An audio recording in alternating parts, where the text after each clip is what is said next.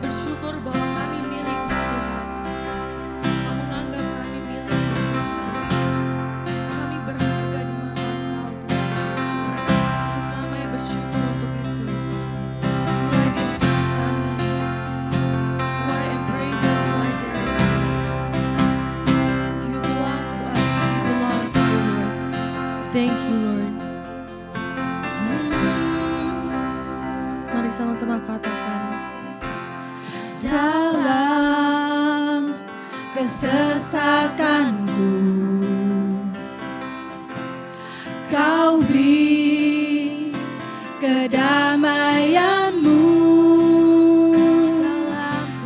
Dalam keraguan ku temukan wajah-Mu.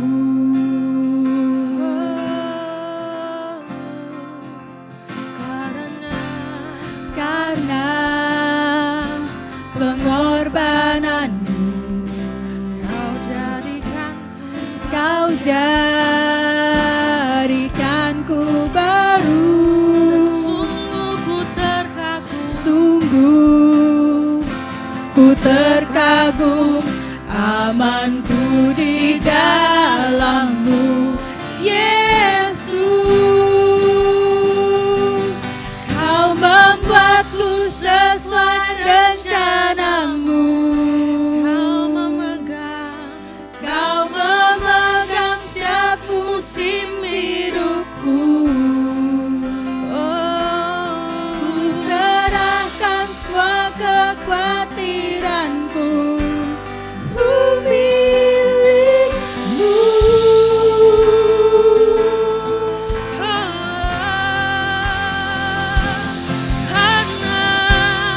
Karena pengorbanan-Mu, Kau jadikanku baru, Tuhan. Kau jadikanku baru. Dan sungguh ku terkagum.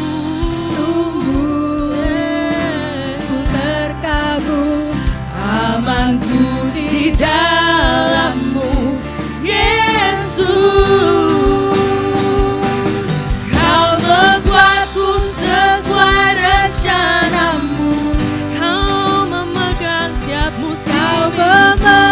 setiap musim hidupku. Ku serahkan semua kekhawatiranku. Ku milik-Mu.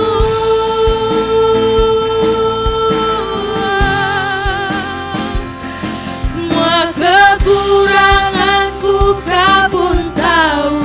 Tetap Kau pandang indah. Tetap Kau pandang indah dalam-Mu.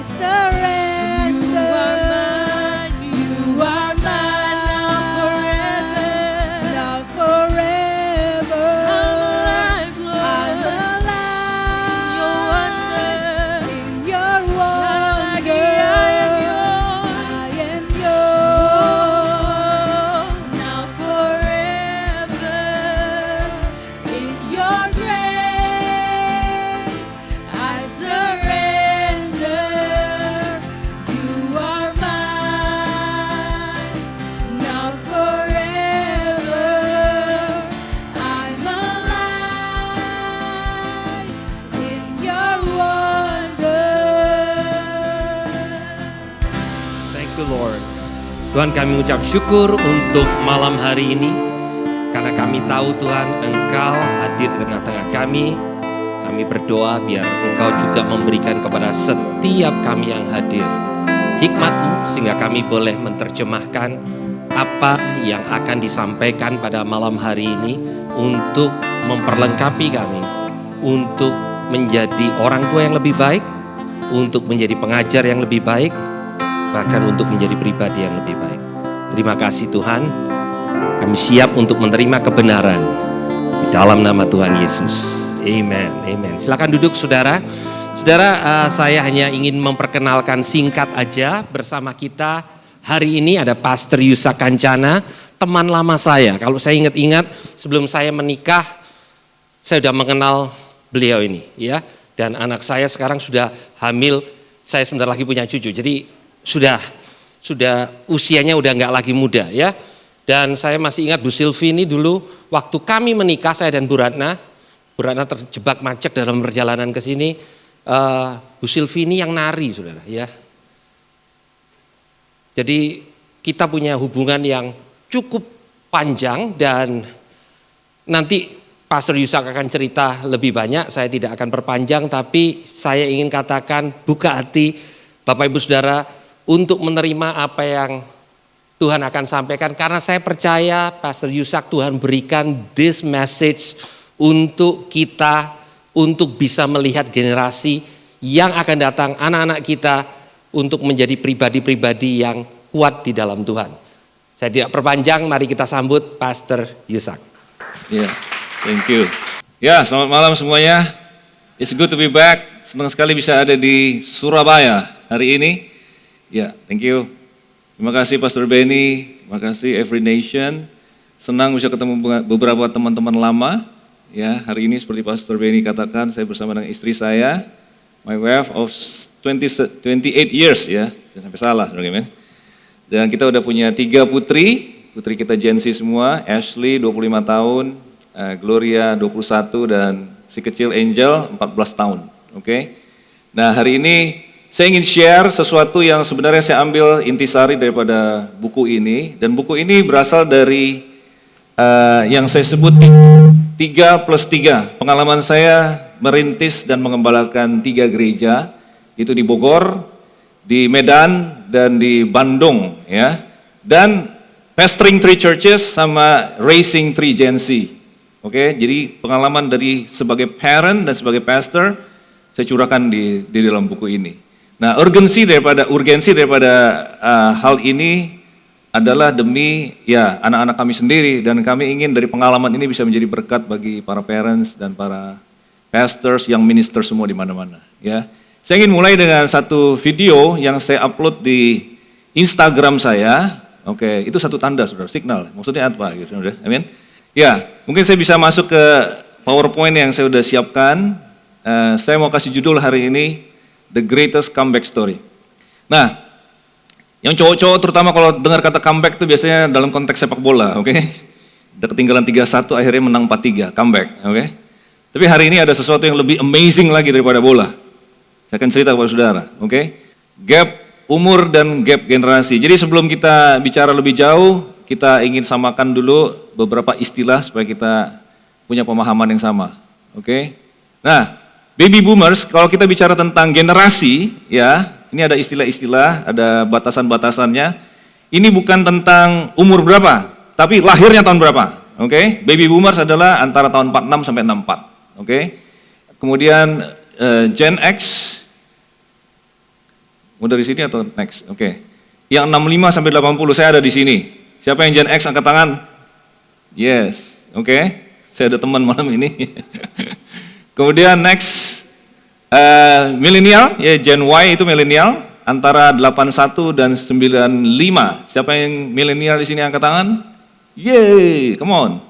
Ya, you change the world, oke. Ya, Gen Z adalah yang antara 96 dan 2011. Tadi ketiga anak saya ada di sini. Siapa yang punya anak Gen Z? Angkat tangan. Ya, Gen Z-nya sendiri ada di sini? Gen Z-nya tadi ketemu saya sore. Oke, thank you bro. Ya.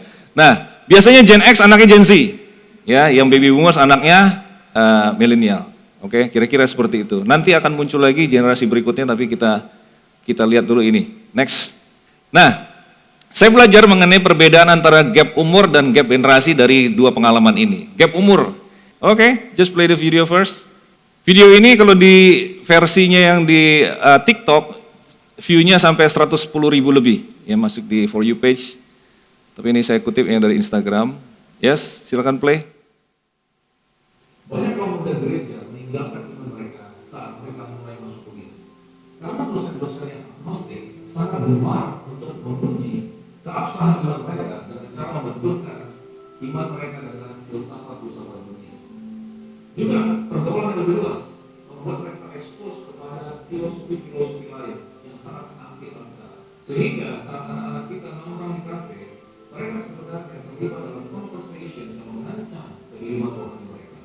Tiba-tiba saja mereka menyadari bahwa iman masa kecil mereka, nasihat orang tua, ajaran-ajaran di gereja kelihatannya picik, kuno, dan tidak nyambung dengan realita. Suatu hari, suatu saya sedang bercerita tentang daur ulang kuliah kepada anak saya yang berusia 14 tahun. Tiba-tiba dia bertanya, "Ya, dari mana kita tahu bahwa semua cerita di Alkitab itu sungguh-sungguh terjadi? Apakah pernah orang menemukan kerangka atau tengkorak kepada manusia raksasa di Israel?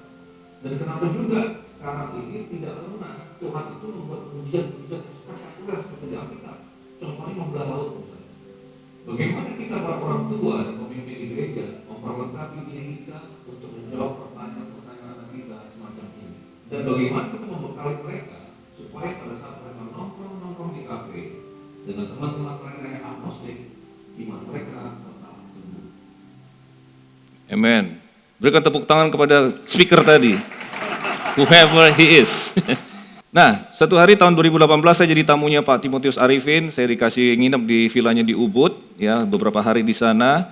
Kemudian di hari-hari terakhir kita ajak Angel main ke tempat clay, tahu kan yang bisa bikin-bikin begitu. Kemudian setelah terakhir kita mau bawa pulang, orangnya bilang, gak bisa dibawa pulang Pak, ini harus dibakar dulu, harus dikeringkan lah beberapa hari. Padahal kita udah harus terbang pulang besoknya.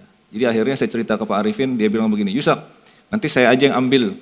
Nanti kan saya udah mau ke Jakarta 2 minggu lagi. Nah kamu hati-hati ya, kamu yang kayak gini-gini ini penting buat anak kamu. Buat kamu mungkin gak penting, tapi buat anak kamu, si Angel waktu itu umur 10 tahun, itu penting buat dia. Jadi akhirnya inilah saya belajar perbedaan umur kan, saya 50 tahun, clay gak penting. Anak umur belasan, clay itu penting. Oke, itu gap umur. Tapi ada satu story lagi tentang gap daripada generasi. Karena tahun 2020 kita kembali lagi. Kali ini Ashley, anak kita yang pertama itu kan influencer, ya health, beauty, travel, kayak gitu-gitu. Kita ke Bali itu bisa nginep di hotel-hotel yang bagus-bagus, tiap 2 hari pindah-pindah. Oke. Salah satunya adalah Laguna Nusa Dua. Kita nginep di villa ini, yang di villa lagi bukan di hotelnya. Di villa sini, jarak beberapa villa ada menteri luar negeri stay di sana. Nah, kita juga sering ke restoran-restoran yang mengendorse dia gitu. Nah, hal seperti ini kok bisa terjadi ya? Hal ini tidak dimungkinkan pada saat zaman di mana saya hidup. Beda generasi. Karena waktu generasi saya, bisnis kayak gitu nggak bakal ada gitu loh. So ada perbedaan antara gap umur, ada gap generasi. Nah, hari ini kita akan coba melihat perbedaan generasi ini gitu loh. Jadi kita bisa mendeteksi apa yang harus kita lakukan kepada anak-anak kita. Zaman dulu, ya waktu saya kecil, setiap hari Minggu siang tuh sebelum pergi ibadah kebaktian remaja jam 3, yang gak cocok dengan waktu tidur siang saya biasanya nonton dulu di rumah, yaitu film, ya kalau segenerasi pasti tahu, Little House on the Prairie, oke? Michael London, kemudian ada Laura Ingalls, kayak gitu kan. Nah, bayangkan pada zaman itu, zaman orang jadi petani di pedesaan, bapaknya sama anaknya mindsetnya sama. Karena kan tidak terjadi social cultural change yang terlalu banyak, teknologi tidak berkembang pesat juga. Jadi punya anak ya mindset sama kayak bapaknya. Tapi sekarang kita ini Gen X, kita punya anak Gen Z, anak kita mindsetnya sama sekali berbeda dengan kita. Cara mereka memandang komunikasi, hubungan, otoritas, struktur sosial, gender, itu tiba-tiba berbeda banget dengan kita. Kita dikagetkan dengan komen-komen mereka yang out of the box, yang sangat anti mainstream, ya apa yang selama ini gereja menganggap sebagai ortodoks, mereka bilang perlu di-challenge yang kayak gini. Nah, tiba-tiba anak kita mengatakan nikah nggak prioritas buat aku. Tiba-tiba mereka ada beberapa bilang, kayaknya nggak mau punya anak, saudaraku. Hal-hal yang seperti ini sangat mencengangkan bagi kita, dan kita harus deal bagaimana. Dan saya menduga the worst scenario yang akan terjadi sebagai akibat dari ini semua adalah anak-anak muda bisa merasa gereja tidak nyambung, orang tua tidak nyambung, dan akhirnya mereka goyang dalam iman mereka, dan mereka akan meninggalkan gereja, bukan saja meninggalkan gereja, meninggalkan iman mereka sekalian, seperti yang saya sebut di video tadi. So this is the urgency of the matter. Ya, nah, pada saat saya tesis S2, Master of Theology, saya mendapat kesempatan untuk menyelidiki ini. Saya baca sumber-sumber pustaka, saya wawancara beberapa pastor, ya kan? Karena sebelumnya kalau sudah sama seperti saya, kita tahu perbedaan ini, tapi kita nggak pernah ada seminar yang menjelaskan atau buku yang menjelaskan tentang topik ini. Jadi detailnya apa sih? Oke, mereka beda, tapi bedanya di mana gitu loh. So this is what I want to share with you dari penelitian saya yang sangat sederhana sebenarnya. So saya ingin berkontribusi di sana. Jadi ada lagi generasi alpha saya udah nggak tahu. This is beyond my research. Oke. Mungkin ini kita sering bicara tentang relevan. Kita mau menjadi relevan, ya kan? Tapi relevan itu kan seperti membangun sebuah jembatan ya. Relevansi itu adalah seperti membangun sebuah jembatan di atas sebuah gap. Nah, sebelum kita bicara tentang menjangkau yang di ujung sana, kita ada di sini, ada jembatan menjangkau yang di sana. Kita harus tahu dulu bahwa kita sendiri harus rooted di dalam ujung sininya, yaitu kita rooted di dalam the truth of the Bible, firman Tuhan. Karena waktu kita juga ingin berbicara satu aplikasi kepada mereka, kita akan merefer kepada Alkitab, tapi kita sendiri punya gap loh kepada Alkitab. Pertama itu adalah gap geografis. Israel itu adalah sekitar 9 jam penerbangan dari sini, bukan? Jadi jaraknya 9 pulau Jawa dari Jakarta. Oke? Nah, ada gap waktu. Buku terakhir yang ditulis di Alkitab itu adalah sekitar 2000 tahun yang lalu. Dan kitab pertama yang ditulis di Alkitab adalah 1500 tahun yang sebelumnya lagi. Jadi buku tertua di Alkitab itu 3500 tahun sebelum kita hidup. Ada gap waktu. Bagaimana kita tiba-tiba bisa cerita sama teman kita, kepada anak-anak kita. Nabi Yunus mengatakan, nah anak-anak sekarang, Yunus itu siapa? Kita mengasumsikan bahwa mereka punya respect terhadap otoritas firman Tuhan sama seperti kita merespek. Tapi ternyata respect itu sudah luntur di kalangan anak-anak kita. Nah, jadi kita juga harus dig deeper pada saat kita mau mengaplikasikan, kita jangan mengaplikasikan interpretasi kita yang kita bilang ini mutlak nih seperti ini, dan mereka bereaksi, kayaknya di luar sana aku dengar gak kayak gini deh, di sosmed ini bilangnya begini. Dan kita harus bisa menjawab, dan pada saat kita menjawab harus rooted di dalam kebenaran firman Tuhan itu sendiri. Jadi kitanya sendiri juga harus educated, kitanya sendiri juga harus mengenal sungguh-sungguh kebenaran. Ada gap bahasa, ya. Perjanjian lama, bahasa Ibrani, perjanjian baru, bahasa Greka. Bahasa Greka yang modern ini kita nggak bisa, apalagi yang kuno. Ya, ada banyak sekali kebenaran firman Tuhan tersembunyi di balik arti-arti daripada bahasa asli. Kata agape misalnya, tidak dikenal sebenarnya konsep agape pada masa kini. Konsep love itu sudah terlalu luntur, bercampur dengan konsep-konsep yang lain. So, I'm just saying, kita harus mengatasi gap ini dulu antara kita dengan Alkitab sebelum kita berbicara kepada anak-anak kita. Ada gap budaya dan lain sebagainya. Oke, saya mau katakan bahwa anak Gen Z ini cenderung tidak mengakui relevansi dari Alkitab, maka kita yang harus mensuplai relevansi tersebut. Jadi kalau misalnya anak-anak kita mengatakan nggak nyambung, apa sih artinya? Nggak butuh yang kayak gitu. Kita yang harus mensuplai. Ini tuh penting. Alasannya penting itu karena apa? Gitu loh. Jadi pertama kita harus berangkat dari sana. Oke. Now, dari Alkitab kita harus draw out the truth untuk kita mengenal kebenaran itu, dan kemudian kita mau kasih kepada millennial dan Z generation, dan ternyata di sini ada mindset mereka yang bersifat postmodern yang membuat jurang ini menjadi lebih lebar dari biasanya, ya, lebih lebar dari zamannya Laura Ingalls tadi. Sekarang jurangnya lebar, dan menurut saya ada postmodernisme telah menciptakan gap tambahan yang begitu lebar yang menjadikan intergenerational, antar generasi ini menjadi the most cross cultural in the mission in the New Testament history. Sejarah Perjanjian Baru, sejarah gereja, sejarah misi, sejarah pemuritan. Sekarang ini paling cross cultural, paling nggak nyambung antara generasi bapak dan anak. We live in that era, di mana kita bisa ngomong sama anak kita sendiri, tapi nggak nyambung. So that's the challenge, oke? Nah, saya memperhatikan kadang-kadang di sosial media, di berita atau gimana, YouTube, khotbah-khotbah, banyak daripada gereja-gereja, hamba-hamba Tuhan, khotbah, kalau kita khotbah kan kebanyakan bersifat renungan firman. Dari firman Tuhan kita angkat, terus kita langsung jabarkan dan aplikasikan, ya kan?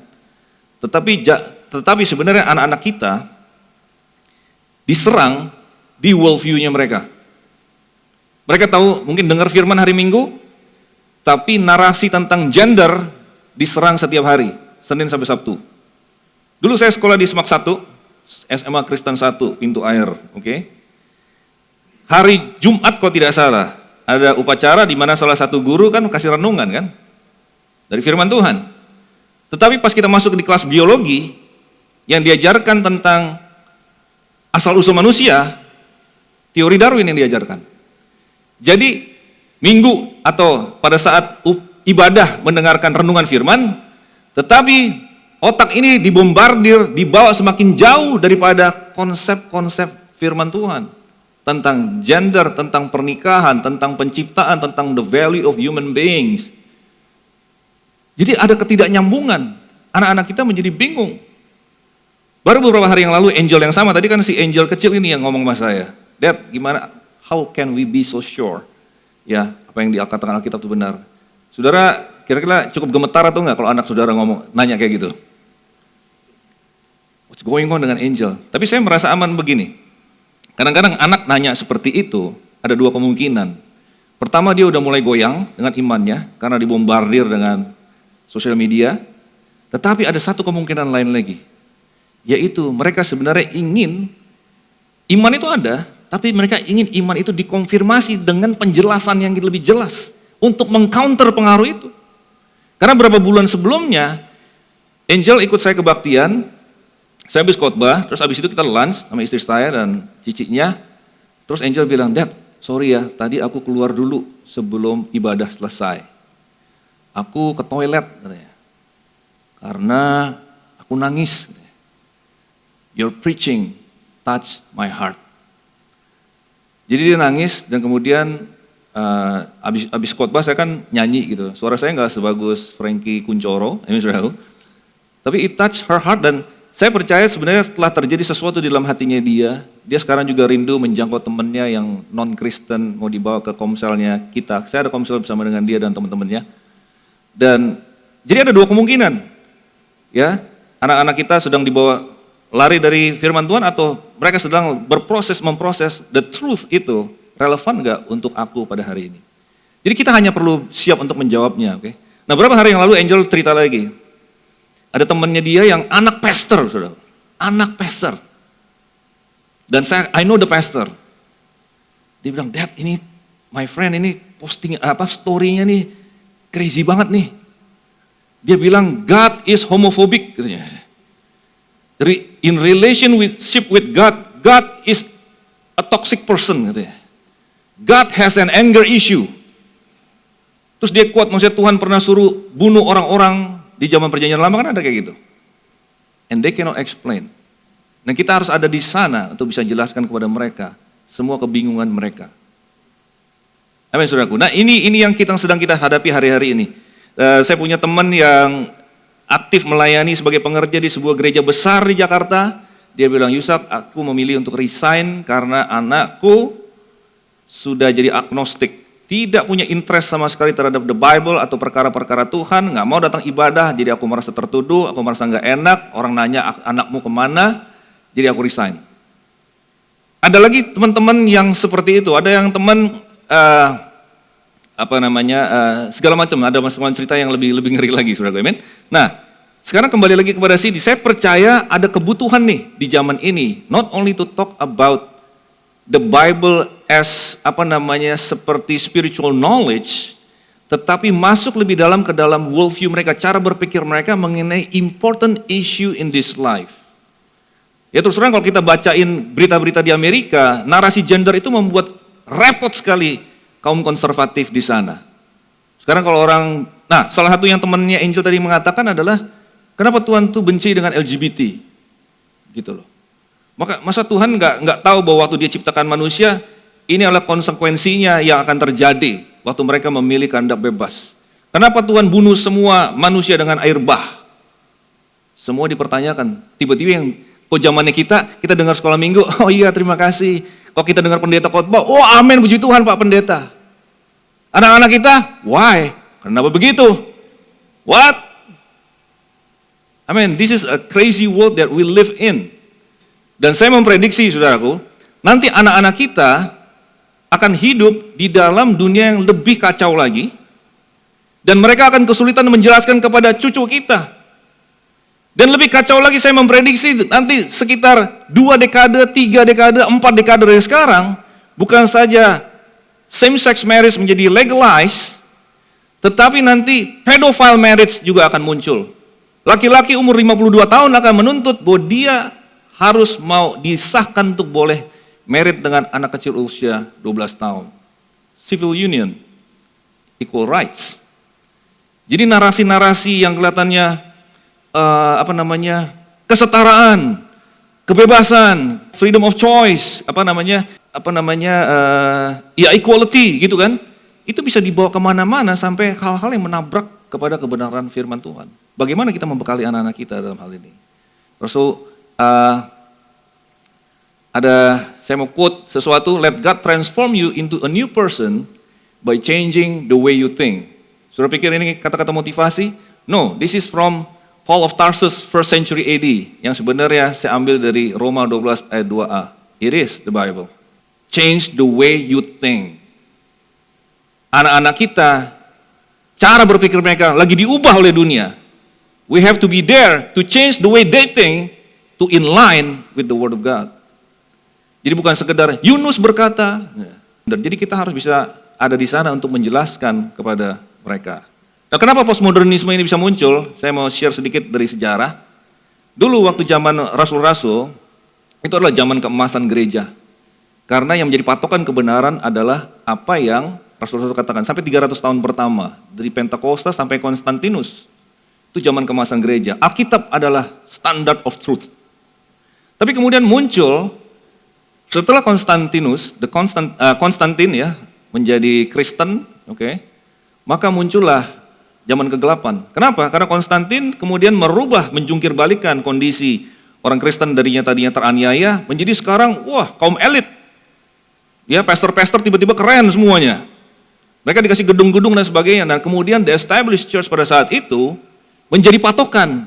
Akibatnya bukan lagi what the Bible says or what the apostle says. Sekarang adalah sebenarnya itu gereja Katolik, what the church says. Patokannya itu. Oleh sebab itu pada zaman itu semua misalnya scientific improvement semuanya disuppress. Ya. Kalau saudara tahu ceritanya Galileo, Kopernikus gitu kan, mereka yang mengatakan bahwa bumi ini bukan matahari yang mengelilingi bumi, tapi bumi yang mengelilingi matahari, dan mereka dihumati gara-gara itu karena the church says. Jadi tradisi gereja itu jadi patokan yang baru, bukan kebenaran. Nah, orang memberontak terhadap ini dan kemudian muncullah zaman modern. Ya, nanti mungkin bisa konfirmasi sama Pak Nur yang guru sejarah di sini kalau saya salah, oke? Nah, zaman modern itu adalah mereka bilang nggak bisa kayak gini, masa gereja hukum-hukum orang, hukum mati orang, kita mau improve secara saintifik, nggak boleh. Jadi sekarang nggak. Sekarang mereka percaya empiris, yang namanya kebenaran itu nggak. Kita harus bisa raba dengan tangan kita, harus bisa kelihatan dengan mata, harus empiris. Kalau nggak bukan kebenaran. Maka muncullah penemuan-penemuan Thomas Alva Edison, mesin cetak Gutenberg, dan lain sebagainya. Dan sekarang yang menjadi patokan bukan lagi Alkitab, bukan tradisi gereja, tapi rasionalitas manusia. Itu yang ditinggikan. Dan pada saat berbicara tentang moral, etika, kebenaran Alkitab, dosa, Tuhan, itu semua adalah preferensi pribadi masing-masing deh. Itu nomor 2. Panglimanya adalah empirisme. Panglimanya adalah rasionalitas. Nah, mereka mengklaim, modernisme ini mengklaim, we can make the world a better place. Dengan penemuan-penemuan kita, dengan kemampuan otak kita bikin struktur sosial yang hebat, scientific finding semuanya. But they fail. Masuk ke abad ke-20, semuanya collapse. Dimulai dari secara simbolis, yang kita nonton film Titanic itu, they claim the ship, the largest in their time, itu dikatakan even God cannot sink the ship. Tuhan pun tidak bisa menenggelamkan kapal ini, tapi dalam pelayaran perdananya tenggelam. Itu adalah tamparan simbolis terhadap modernisme. 2 perang dunia terjadi, tahun 80-an pesawat Challenger meledak, dan sistem komunisme ambruk. Manusia malah saling membunuh, penemuan-penemuannya malah membuat manusia makin membenci satu dengan yang lain. Tahun 70-an mereka mulai mikir lagi, kayaknya nggak benar deh ini, modernisme. Mereka memberontak dan mereka bilang, sekarang zamannya postmodernisme. Tidak ada patokan, semuanya relatif. Masing-masing silakan interpretasi masing-masing. Itu periode di mana kita hidup pada zaman ini. Dan ini one of the most destructive philosophy in history. Dan itu yang melanda pikirannya anakmu dan anakku.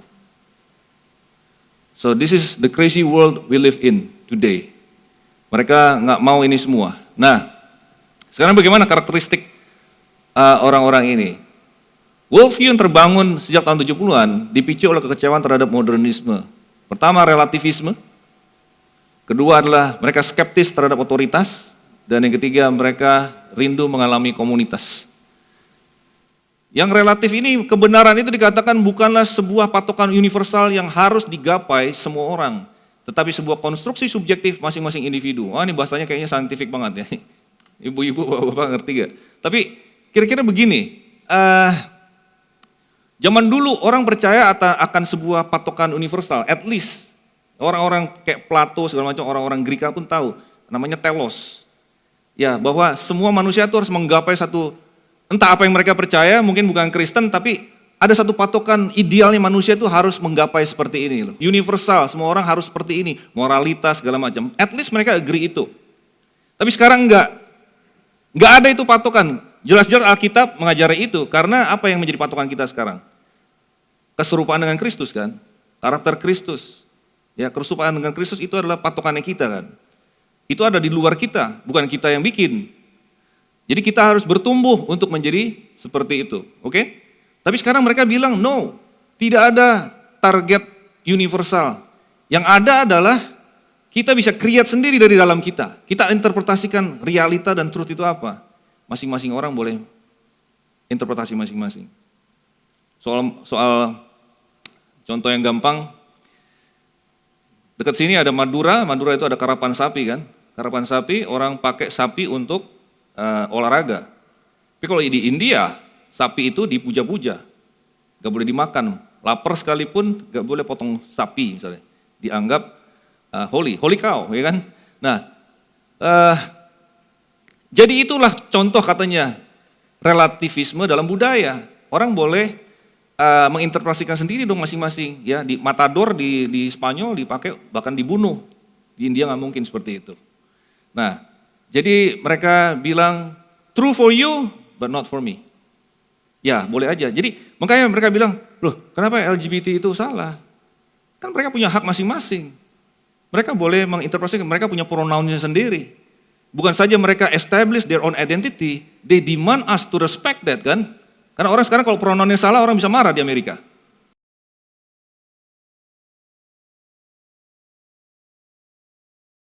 Ada sebuah toko kue yang bikin kue di salah satu negara bagian di Amerika, ya orang same sex marriage pesan kue sengaja di sana. Harus cowok sama cowok itu apa namanya kayak bonekanya itu di atas. Terus orang ini menolak, it's against my biblical belief, I'm a Christian. Langsung dituntut ke pengadilan. Dari tahun 2011 sampai 2018 selama 7 tahun mereka fight sampai Mahkamah Agung, Supreme Court. Akhirnya dia dapat partial victory, si orang Kristen ini, hanya untuk kemudian dituntut lagi oleh seorang transgender. Dia baru saja bertransisi dari cowok menjadi cewek, dia ingin yang bikinin kue dong, di dalamnya orange, di luarnya blue. Ditolak lagi, masuk lagi ke pengadilan lagi. So one day, when we preach the truth, the people of the world will say it's hate speech. Our truth become hate speech to those who hate the truth. We live in this kind of era. Nah ini jadinya semuanya relatif, dan kemudian yang kedua skeptis terhadap otoritas. Mereka menolak adanya metanarasi atau penjelasan tunggal mengenai segala sesuatu. Mereka bilang, kan kita biasanya kalau misalnya, kalau kita menjelaskan dari Alkitab, pasti penjelasan kita berbasis kepada satu saja, yaitu pewahyuan Tuhan tentang realita kan. Mereka bilang tidak, ada banyak penjelasan. Dan mereka lebih jauh lagi, mereka bilang gini, setiap upaya untuk membuat sebuah narasi, dan saya jelasin dulu narasi itu apa ya. Siapa di sini waktu lahir presidennya masih Soeharto? Masih Soeharto ya. Kita nggak pernah mengenal Soekarno, ya kan? Tapi kita belajarnya dari guru sejarah. Kalau saya salah, salahin Pak Nur, oke? Nah, dulu waktu Orde Lama berubah menjadi Orde Baru, siapa yang kasih kita Orde Lama dan Orde Baru? Itu adalah Pak Harto. Jadi saya jangan dimasukin di YouTube ya nanti ya. Sewaktu Pak Harto mengambil alih kekuasaan, dia harus membuat narasi baru yang membenarkan tindakannya. Kenapa disebut Orde Baru? Untuk mendiskreditkan yang satunya dikatakan lama sebagai salah dan usang dan harus ditinggalkan, kan gitu. Ini yang dilakukan oleh setiap rezim yang mengkudeta rezim sebelumnya, dia harus menaikkan satu narasi baru. Nah, orang-orang postmodern mengatakan setiap kali kalian membuat sebuah narasi itu pasti dimaksudkan untuk mengopres atau menekan narasi yang lain. Nah itu sudah, oleh sebab itu mereka menolak. Oleh sebab itu pada saat kita mengatakan Tuhan hanya menciptakan dua gender, diciptakannya laki-laki dan perempuan. Oh, kalian berusaha mengopres narasi kami yang mengatakan semua orang, ya kalau dalam teori mereka itu namanya sexual orientation. Di dalam setiap orang ada kecenderungan untuk heteroseks dan homoseks, ada di dalam setiap orang. Dan kemudian pada saat orang mau berusaha merubah gendernya, itu kan interpretasinya kami. Jadi pada saat kalian mengatakan hanya diciptakan laki-laki dan perempuan, kami merasa teropresi oleh kalian.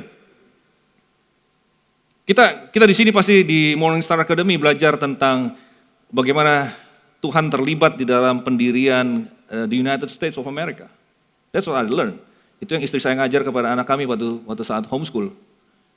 Dari penjajah opresi daripada monarki di Eropa, mereka menemukan Newfoundland. Oh mereka di sini luar biasa ini berkat Tuhan, kami nggak pernah tahu ada benua kayak gini. Terus mereka ada Thanksgiving tradition, ya kan? Biblical foundation, konstitusinya semua adalah firman Tuhan. In God we trust.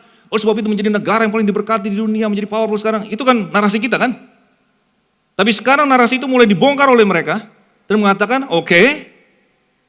Tapi waktu kamu menemukan benua Amerika, you kill the Indians and ambil lahan-lahan mereka, bahkan tanah-tanah yang mereka anggap sakral kalian rebut, tuh cari emas dan sebagainya, dan kalian memperbudak orang kulit hitam. Jadi mereka menjadi skeptis terhadap yang namanya otoritas. Nah itu yang kita hadapi anak-anak kita. Saudara pernah perhatikan enggak? Zaman kita dulu, mungkin saya sama Pastor Benny, kalau kita dulu ada pemimpin kita, ada Pastor Steve Murrell, ada pastor yang lebih senior dari kita, kalau kita nanya, Pastor dulu kebenaran firman Tuhan tentang ini gimana? Misalnya tentang topik A gitu ya. Terus setiap kali misalnya Pastor Steve jawab, kita akan perlakuan itu, luar biasa, pewahyuan dari Tuhan luar biasa.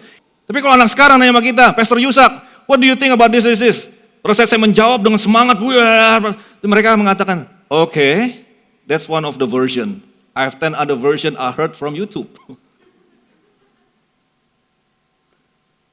So their respect for authority sudah berkurang dibandingkan zamannya kita. We just need to be aware of that.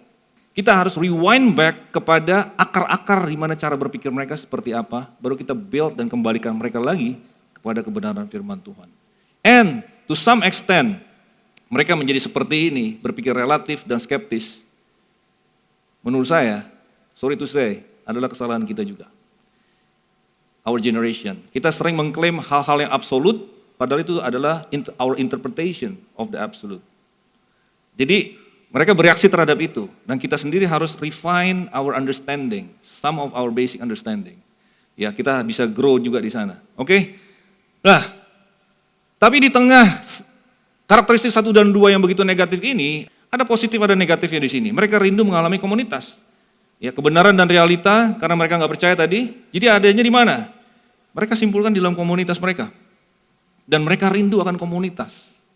Tuhan ciptakan kita sebagai social being, bukan? Mereka tetap rindu itu. Dan kali ini mereka mencari komunitas itu yang otentik. Mereka tidak suka di lecture. Jadi sekarang sama anak-anak sekarang jangan mereka langsung tune out. Mereka mikirnya drama Korea langsung. Tapi mereka lebih ke arah, ayo berjalan bersama-sama. Walk with us, show us, tunjukkan kepada kami. Nah itu mereka ingin kebersamaan. Saya melihat kerinduan mereka akan mengalami komunitas ini sebagai satu loophole, celah, di mana kita bisa penetrasi ke dalam dunia postmodern mereka. Karena pada saat mereka kecewa, tapi mereka tetap rindu komunitas, maka disitulah kita provide. Bukankah ini kesempatan buat kita? Di sanalah kita masuk. Di sana kita bisa engage mereka. Di sana kebenaran bukan saja yang diberitakan dari pulpit ini, tapi kita berjalan bersama dengan mereka. Ya, itu saya one of my argument, oke? Nah, tentang hal ini bisa berbeda kita pemahamannya dengan yang lain. Ya, mungkin tidak semua ministry atau church punya passion untuk menjadi relevan. Ada orang yang juga anti juga, relevan, terkompromi kamu gitu kan. Tapi menurut saya daripada kita tidak berusaha relevan daripada kita takut kompromi, menurut saya lebih berbahaya kalau kita tidak mencoba relevan sama sekali. Kita akan kehilangan mereka sama sekali, oke? Ada juga yang mengatakan ada negatifnya, ada positifnya. Apa positifnya? Mereka rindu akan komunitas, tadi yang saya katakan, sebagai celah, sebagai loophole. Nah, orang yang mengatakan seluruhnya negatif, cenderung punya approach yang konfrontatif. Pokoknya kamu dosa, kamu salah, kamu gak benar. Seperti machine gun mereka. Tapi menurut saya mereka akan merasa dijudge. Saya lebih cenderung kita punya pendekatan yang engaging, interaktif, ya, melalui hubungan, friendship evangelism, pemuritan yang benar-benar terlibat, berada di sana di titik krisis setiap orang, at their lowest point kita hadir. Hal seperti itu akan bisa lebih touching, oke? Nah, saya ingin tutup dengan ini, satu cerita tentang John Mark, yang menurut saya ada kesamaannya dengan cerita Gen Z. Ya, masa kecil John Mark, saudara tahu kan, Yohanes Markus, ya kan? Yohanes Markus itu anak mama di keluarga kaya di Yerusalem, ya. Mamanya namanya Maria, dan kemungkinan besar tempat rumahnya John Mark ini, tempat rumahnya Maria inilah yang dipakai Tuhan Yesus untuk perjamuan terakhir. Ya, hari Pentakosta kemungkinan juga terjadi di sana. Tapi yang pasti di Yohanes Kisah Rasul 12 kalau tidak salah ada cerita Petrus dibantu oleh malaikat akhirnya keluar dari penjara, ya kan? Kan dia ditangkap, kemudian keluar dari penjara, pintu penjara terbuka tanpa sensor matic, terbuka semuanya.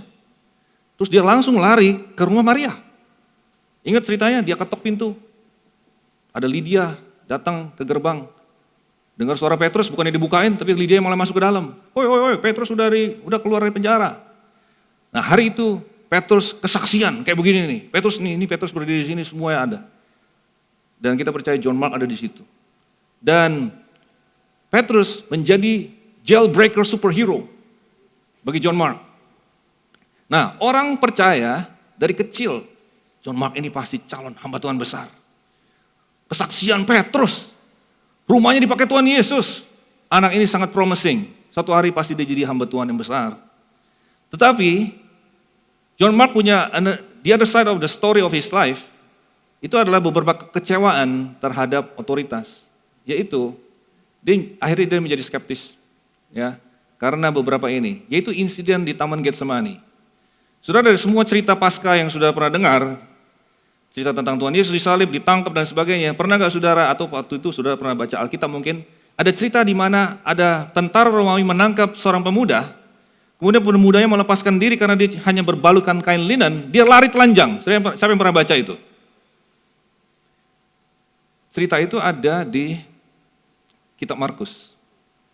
Dan banyak sarjana Alkitab menafsirkan cerita itu sebenarnya adalah Markus sendiri, John Mark sendiri. Cuma dia nggak sebut. Jadi malam hari itu, mungkin dia untuk beberapa saat, berbulan-bulan, mungkin bertahun-tahun, dia selalu ikut dimanapun Tuhan Yesus KKR. Dimanapun ke-12 murid ada di sana, wah luar biasa.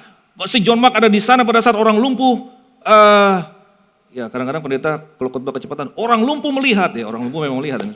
Orang lumpuh berjalan maksudnya, oke? Orang buta melihat, dia pasti terkesima dengan mujizat Tuhan Yesus dan sangat salut dengan semua rasul-rasul. Tapi malam hari itu di Getsemani, dia melihat Tuhan Yesus ditangkap dan semua murid-murid kabur. Dan dia sangat kecewa. Apalagi Petrus mengatakan, kemanapun kau pergi, aku tidak akan meninggalkan kamu, aku bersedia mati bagimu. Cabut pedang, putusin telinga orang. Tapi pada saat Yesus ditangkap, mereka semuanya kabur. Betapa kecewanya John Mark, Yohanes Markus. Kayak gini aja kalian, segitu aja nyalinya. Dan kemudian pada saat dia ikut dalam perjalanan misi Paulus bersama Barnabas. This is perjalanan misi pertama, the first missionary journey. Sampai di Pamfilia, belum jauh. Dari Antioquia baru sampai Pamfilia. Dia langsung minta pulang, hahaha mama, gitu loh saudara. Dan ini benar-benar bikin Paulus itu, dia marah besar. Dia bilang, yang namanya John Mark, coret dari daftar nama kita. Jangan pernah rekrut John Mark lagi. Never put a jellyfish in our team. Yang merengek-rengek begini, yang kolokan begini, pulang aja. Gak usah misi-misian. Nah, menurut Paulus dia gagal ujian kesetiaan. Sudah tahu kesetiaan adalah satu value yang sangat ditinggikan oleh Paulus. Di surat-suratnya dia mengatakan orang ini setia. Sampai dia mau mati pun dikatakan aku telah melakukan pertandingan dengan baik. Dan aku setia sampai akhir, kira-kira seperti itu ya. Tapi ada Om Barnabas di sana. Om Barnabas lihat John Mark ini meskipun banyak negatifnya, tapi ada potensi emas di dalam dia. Dia memilih pendekatan yang engaging. Dia memilih menjadi komunitas bagi John Mark. Dan dari awal para rasul menyebut dia, si Barnabas ini, si anak penghiburan. Jadi sudah tahu, maksud saya, ada Paulus, ada Barnabas, nih tim ini kan. Paulus dan Barnabas saja berselisih tajam tentang pendekatan yang harus dia lakukan kepada John Mark, itu maksud saya. Nah, Barnabas ini anak penghiburan, son of consolation. Dia tuh orang yang selalu kalau ada yang lemah-lemah, dia ada di sana untuk membangkitkan. Kalau Paulus cenderung konfrontatif. Jangan sudah salah paham, saya sangat respect pada Rasul Paulus. Dan almost everything dia sebagai pribadi yang hampir sempurna di seluruh perjanjian baru.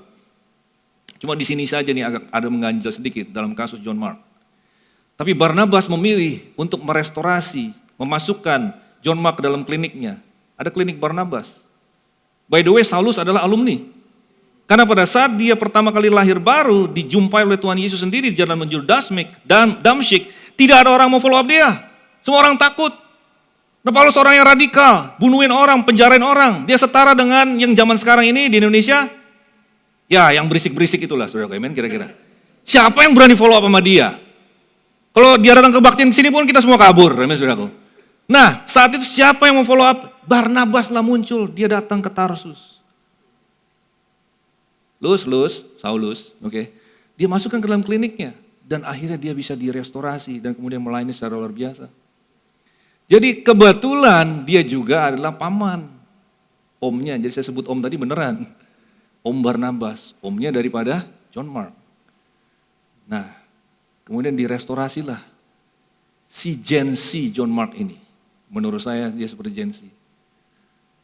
Saudara, pada akhirnya kitab Rasul Paulus yang terakhir adalah 2 Timotius kan. Di sini dia bilang, aku telah mengakhiri pertandingan dengan baik. Di sana dia bilang, jemputlah Markus dan bawalah ia kemari karena pelayanannya penting bagiku. Ternyata John Mark sudah dipulihkan. Di klinik Barnabas. And this is the greatest comeback story menurut saya. Dia akhirnya menjadi asisten Paulus. Bukan saja Paulus, dia juga menjadi penulis bagi Petrus 2.0. Kenapa tuh Petrus 2.0? Yang tadinya menyangkal Tuhan Yesus. 53 hari kemudian, di hari Pantekosta, berkhotbah 3.000 orang bertobat. Petrus 2.0. Petrus nelayan, mau tulis surat 1 Petrus, 2 Petrus. Siapa yang harus tulis? Orang dia mungkin kemungkinan buta huruf, saya nggak tahu. Pokoknya dia pasti nggak mungkin nulis. Dia taunya ikan kembung, ikan. Dia punya ghostwriter, John Mark.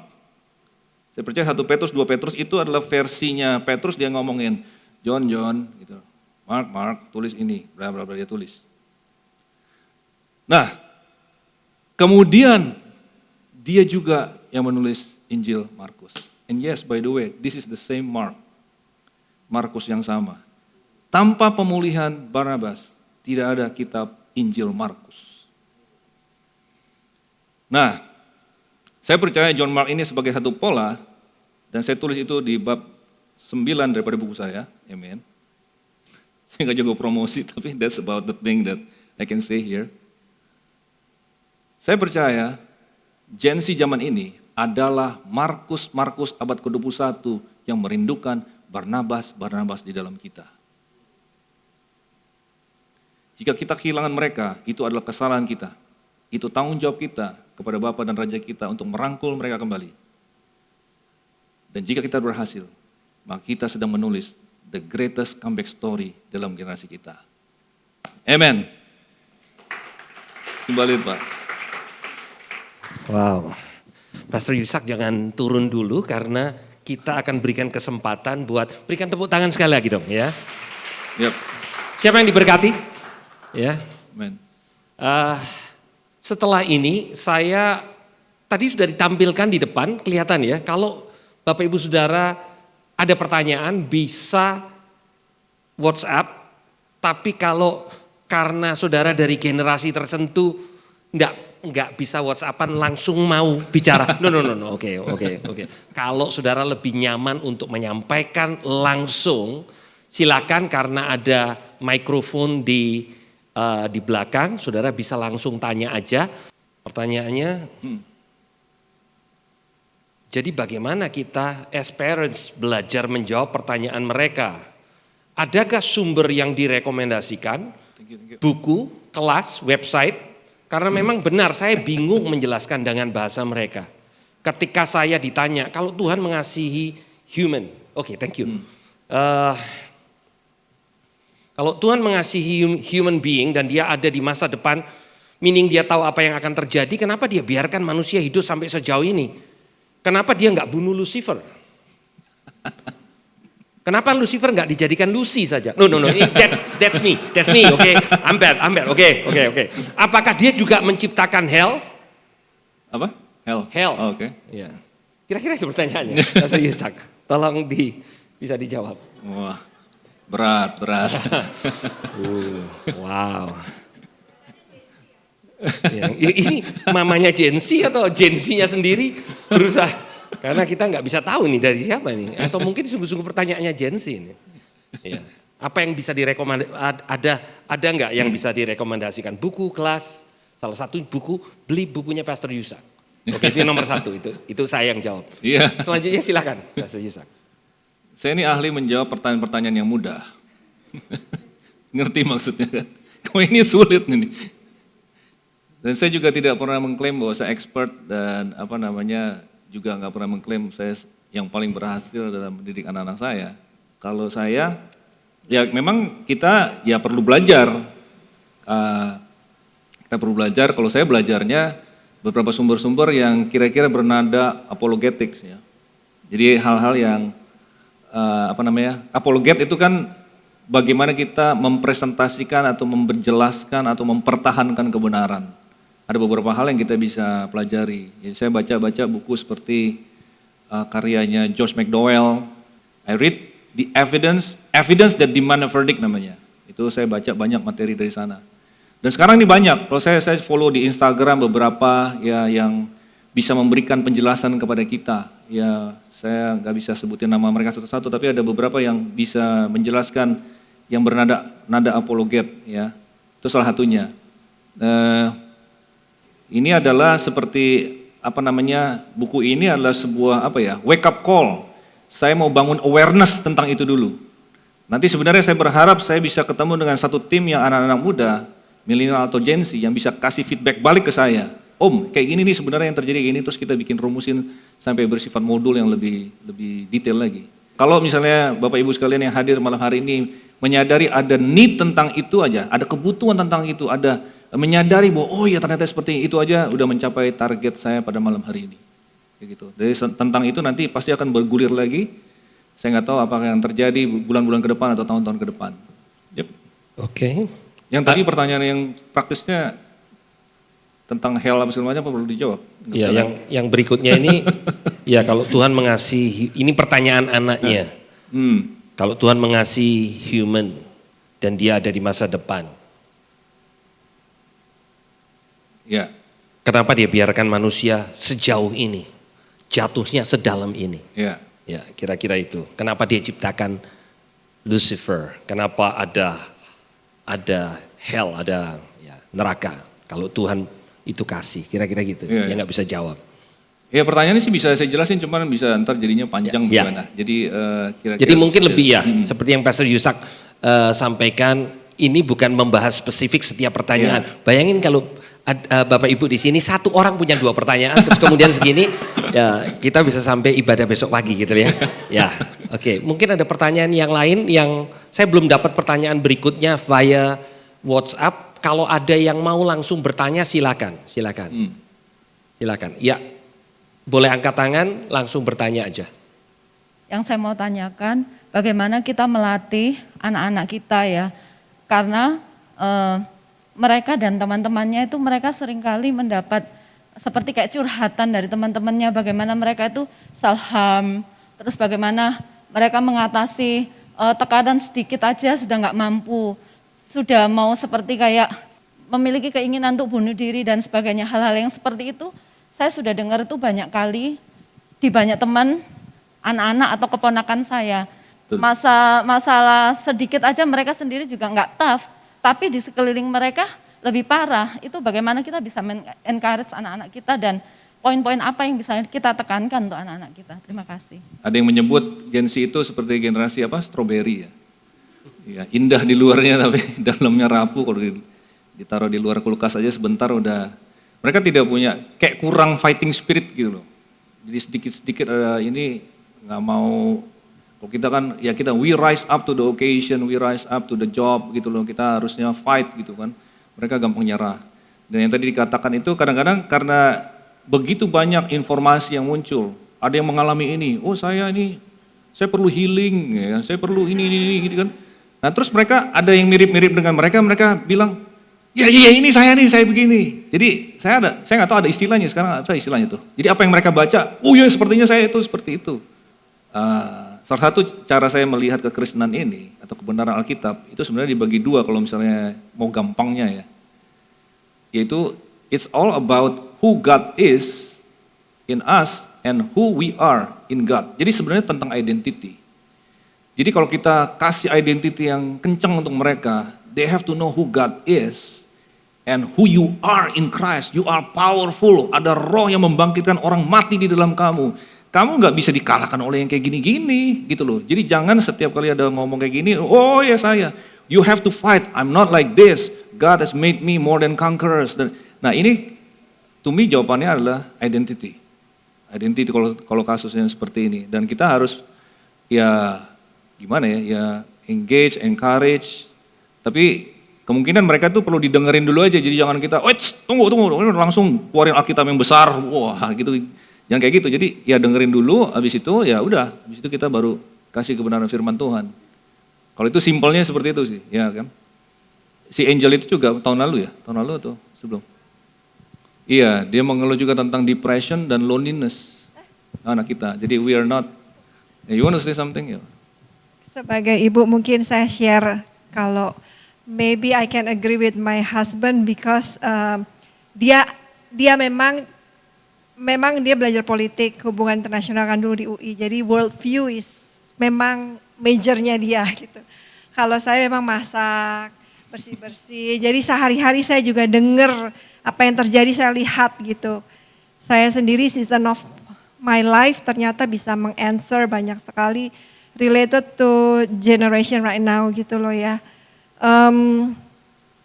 Satu aja deh case yang saya hadapin berapa hari yang lalu.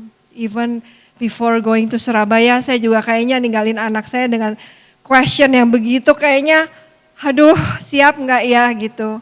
But I learned to let God to meet them where they at. Because I cannot change the heart, but God can change the heart. So what Angel share is like, dia exciting going to school. Tadinya saya homeschool, lalu ikut sekolah adiknya Yusak, terus mostly homeschooling juga gitu loh di rumah. Tapi ya itu anak sekarang, kalau anak saya yang 2 itu open banget gitu dan benar-benar ngikutin. Tapi kalau yang ini kok ya dia nutup diri gitu loh ya. Jadi saya tahu jawabannya tapi kamu nggak open. Jadi gimana dong gitu kan? Kan kita nggak bisa maksain. Dia lebih pintar. So what I do is what my husband said is right, that gimana ada 2 hal tuh saya kaget juga dengan jawaban-jawaban dia gitu loh ya. 2 hari lalu, I think last night ya. Last night dia cerita gini, Mam, aku tuh gak ada masalah dengan teman sekolah. I am fine. Tapi my passion itu, sebenarnya dia pengen kayak cicinya jadi influencer. Dan beberapa para selebgram dan influencer teman cicinya mengakui dia tuh pintar banget dalam hal engaging dan bikin foto. Waktu dia sekolah dia sibuk banget. Terus temennya banyak. Terus dia mulai ada yang naksir dia gitu kan ya. Biasa ya ibu-ibu ya, ini baru sekolah nih gitu. Nah, terus yang kedua dia mulai bilang, kadang-kadang aku suka nangis sendiri. Kayak aku tuh pengen ngobrol sama teman gak bisa. I am so busy in school, sampai aku tuh gak bisa doing what I like. Apa yang dia suka? Medsos. Dia sukanya foto, itu passionnya dia gitu. Saya, kalau dulu cara saya tuh, saya langsung ngomong tuh gitu. Ngarahin dia tuh. Tapi karena saya juga capek kerja, Tuhan bikin saya capek. Saya sambil makan, I'm listening, but I'm eating tapi I'm listening, you go on. Aku bilang gitu kan. Terus ya di dalam hati tuh kayaknya tuh kita dulu caranya pengen cepet ngajarin gitu ya. Aduh nahan tapi aku dengerin. Jadi saya hanya memberikan pertanyaan yang dia jawab sendiri. Dan dari jawaban-jawaban itu dia akan menemukan jawaban dia sendiri. Karena yang kita perlu ingatkan adalah dia juga, aku surprise juga bahwa jawaban saya membuat dia surprise gitu dan tidak mendownkan dia gitu. Jadi dia bilang, aku tuh rasanya loneliness di kerumunan teman-teman yang banyak itu. Saya rasa loneliness, I feel like depression and I don't know gitu kan. Terus kayaknya tuh aku capek banget gitu. Terus aku tanya, saya tanya, selama ini kalau dia capek sekolah, dia bawa laptop gitu, dia makan sambil nonton lama gitu. Ya kita we are not perfect already ya gitu. Belum, kita sama-sama belajar gitu. Saya juga belajar gimana sih masuk hatinya anak sekarang gitu. Kayaknya beda banget sama kita zaman dulu ya gitu. Dia tuh ngomong gitu, ya depresi ya. Aduh, saya selalu doa Tuhan gimana ya caranya saya bisa ngomong sama anak gitu ya. Saya dengerin terus dia bilang, kalau kamu habis sekolah kan capek, terus suka mami lihat tuh kamu nonton gitu kan ya. Nonton tuh bisa lama gitu, makannya jadi lama gitu kan. Bisa sejam, bisa lebih ya. Terus udah gitu saya tanya, itu menolong kamu enggak? Gitu. Ya itu nolong sih, saya jadi lupa masalah saya. Oh itu yang kita sebutnya numb yourself, right? You numb yourself. Gitu, jadi kayak dialog. Terus kalau sekarang kamu, mami perhatiin, masih pakai andukan, baru selesai, kamu HP terus, itu juga nolong kamu enggak? Enggak juga, jadi capek juga kan kita kalau kasih tahu, jangan begini, jangan begitu, begini, begitu. Papanya selalu bilang, ya udah ngomong sekali aja, terus jadi berantem kan, ngapain gitu kan ya. Dia bilang gitu, saya mikir, terus jadi gimana dong gitu kan. You know all this thing, tapi kita juga perlu rebukan kan gitu, caranya gimana gitu. Setelah itu kira-kira masalah kamu hilang gak setelah itu gitu. Ya I know enggak sih, dia bilang gitu. Ya masih lagi, kemarin mam tanya aku kenapa nangis tuh, ya aku sebenarnya lagi menangis, dia bilang gitu. Tapi aku bilang enggak, oke. Terus Tuhan cuman kasih tahu yang Tuhan sudah ajarin ke saya gitu. When people have opinion about me and expectation gitu kan. Terus saya feel like I'm not, kayaknya I'm lack gitu kan. Tuhan cuma ingetin my identity. How he see me gitu kan. Dan dengan mengingatkan bahwa you are a good mom, itu bukan membuat saya down, malah membuat saya, oh I am a good mom. As a good mom, I will do what I need to do as a good mom. Gitu loh. Terus saya cuma bilang gini, Angel, I know you know God will tell you what to do. You will know what is right. And you are the champion. You are a champion. Terus dia gini. Dia kayak ada satu sparkling gitu di matanya. Kayak ada satu harapan gitu kan. You are a champion. You will know what to do. Because God is inside of you. You will know what to do. Gitu kan. Cuman ngomong gitu aja. Paling tidak ada secercik harapan dia membuat dia tuh kayak bangkit gitu. Saya udah gak bisa banyak ngomong lagi karena saya subuh sudah harus kesini gitu kan ya. Tapi terus ada lanjut lagi pembicaraan, sebenarnya Mami ingin sekali nolong kamu. Tapi kan kamu kan kalau kamu open ya Mami bisa tolong. Oke, sebenarnya boundaries yang kita kasih tuh untuk menuju ke sini. Saya pakai gambar Bu, Pak, saya pakai gambar, image. So kita gak boleh kalah sama mereka, kita ngomong gak boleh kepanjangan, make it short. 1 sentence, 2 sentence, jangan kepanjangan percuma. But when you make it like gambar, saya gambar bayi umur segini, ini kamu nih. Terus ini teenager, ini kamu nih. Sebenarnya kamu gini, Mami tuh waktu ngomongin kamu gini, gini, kamu iya aja. Kesini juga iya. Begitu kamu teenager, you tolak-tolakin Mami. Gitu. Struggle banget sih actually for me. Gitu. Jadi kayak kita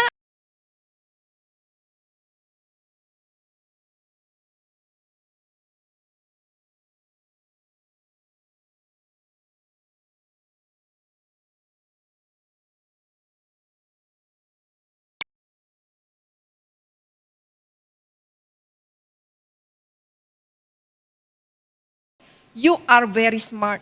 Kalian itu anak pintar semua. Gitu. Jadi dia merasa, yes, acknowledgement penting. Gitu. Dari situ dia mulai terbuka gitu. Ya, jadi pengetahuan dan ini. Lah lucunya lagi, 2 menit ya. Lucunya lagi. Kemarin tuh ada satu anak otis, bisa nulis, dikasih nama Angel Victoria, dia bisa tahu apa. Pak Yusak Kancana, dia bisa nulis dan dia anak terkenal, jadi diumpetin sama maminya, keluarganya gitu ya. Gara-gara dia bisa, dari nama aja dia bisa tahu apa yang Tuhan ngomong ke dia gitu kan. Diumpetin jadi IG-nya tuh suka rame gitu ya. Yusak Kancana dibilang kamu adalah suara. Nah itu nubuatan yang sudah dibuatin yang lalu. Dan itu dikonfirmasi, kamu punya Bible knowledge yang luar biasa gitu kan. Padahal gak pernah kenal, gak pernah ketemu kan gitu kan. Nah itu kan is like a confirmation apa yang Tuhan sudah ngomong ke Pak Yusak gitu kan. Nah waktu dikasih nama saya, God already answered all your prayer and know the deepest of your heart. You are the precious one of the Lord. Itu semua season of life yang saya lalui dan saya setuju dan saya aminkan. Kamu akan punya banyak wisdom, understanding that will encourage others gitu kan. Terus udah gitu pas saya excited, ya persis yang Pak Isa ngomong anak sekarang. Dia langsung ngomongnya, lah kita percaya banget gitu loh ya. Oh that's what I believe. Bener-bener waktu ini. Well kata si Angel, that's too general. Dia bilang gitu. God masa percaya itu bener-bener buat Mami? I mean that's not specific you know. That's very general gitu. Kecewa banget deh saya sebenarnya denger gitu. Padahal saya bikin contoh gitu kan. Dia gemes gitu kan. Pengennya marah sih sebenarnya. Tapi Tuhan ingetin lagi cara berpikirnya beda gitu kan. Jadi saya bilang makanya kita tidak melihat dengan apa yang kita hidup tidak dari apa yang kita lihat, tapi apa yang kita percaya. Gitu. Jadi saya mulai ngomongnya tentang faith.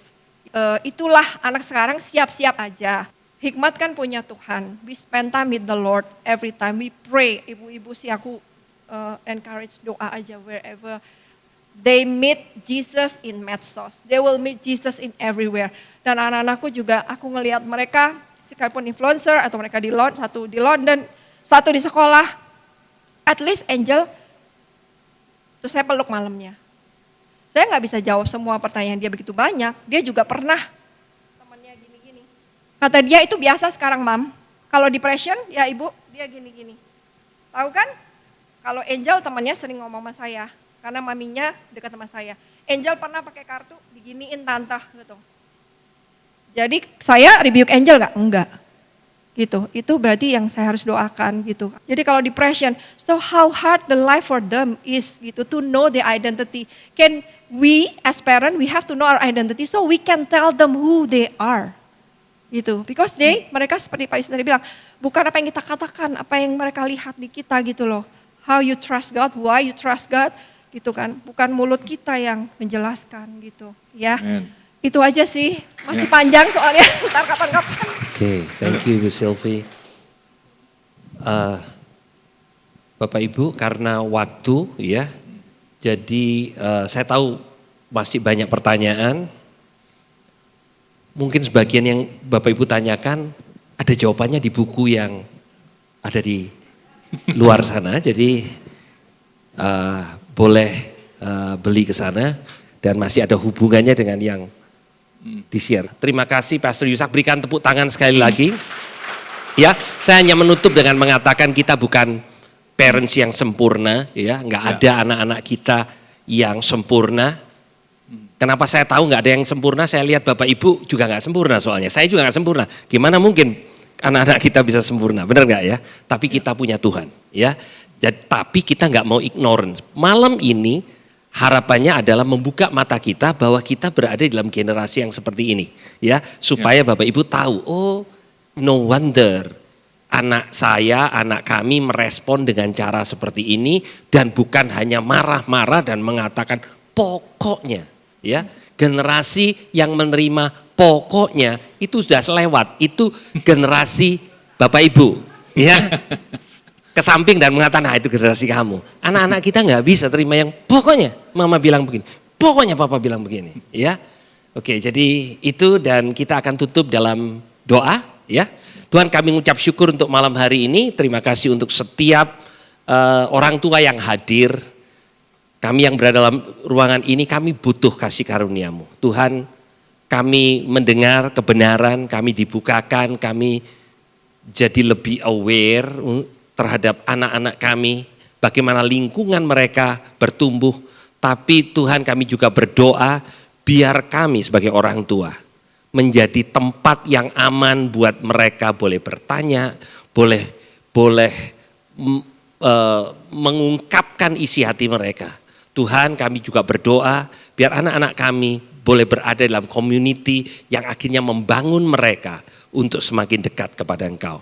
Kalau sebentar kami akan berpisah Tuhan, kami berdoa biar Engkau sendiri, damai sejahtera-Mu, kasih karunia-Mu berjalan bersama-sama dengan kami. Terima kasih Tuhan untuk malam hari ini. Di dalam nama Tuhan Yesus kami berdoa. Yang percaya katakan sama-sama, amin. Selamat malam, Tuhan Yesus memberkati.